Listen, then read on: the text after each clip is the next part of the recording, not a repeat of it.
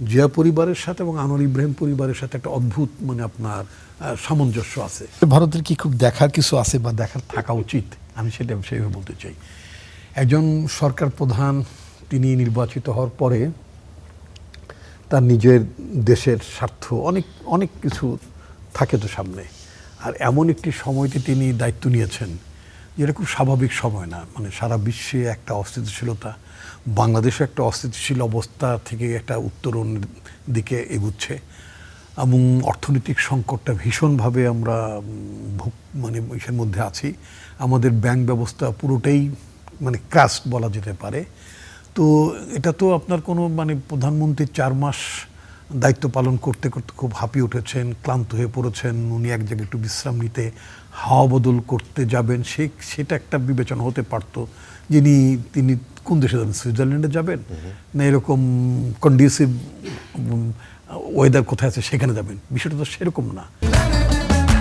Akij essential সরিষার তেল, স্বাদে ঘ্রাণে সেরা। বিষয়টা হচ্ছে বিষয়টা হচ্ছে দেশের সাথে অন্য যে সম্পর্কগুলো আছে সেগুলোর সাথে অ্যাডজাস্ট করার ব্যাপার আছে।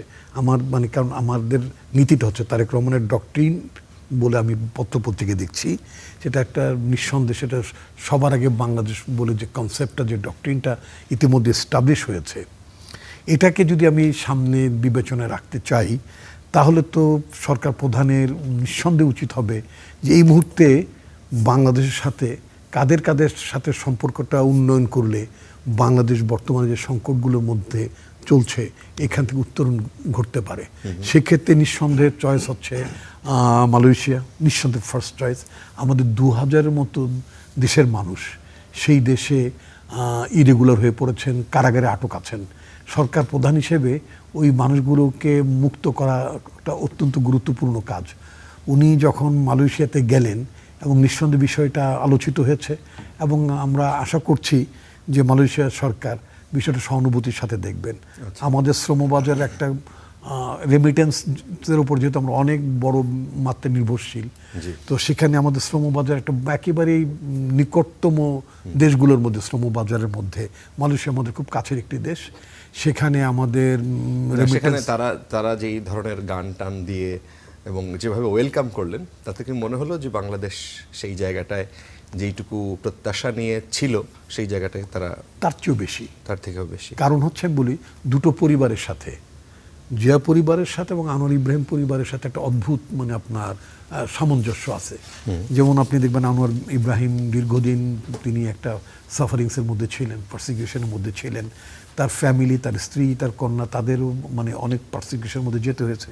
আমি যখন পার্টির মুখপাত্র ছিলাম তখন আমি দেখেছি যে মিসেস আনোয়ার ইব্রাহিম তিনি বাংলাদেশে সফর এসেছিলেন, তার মেয়েও এসেছিলেন এবং তারা আমাদের তৎকালীন পার্টি চেয়ারপারসন, আমাদের পার্টি প্রধান বেগম খালেদা জিয়ার সাথে বৈঠক করেছেন, কথা বলেছেন।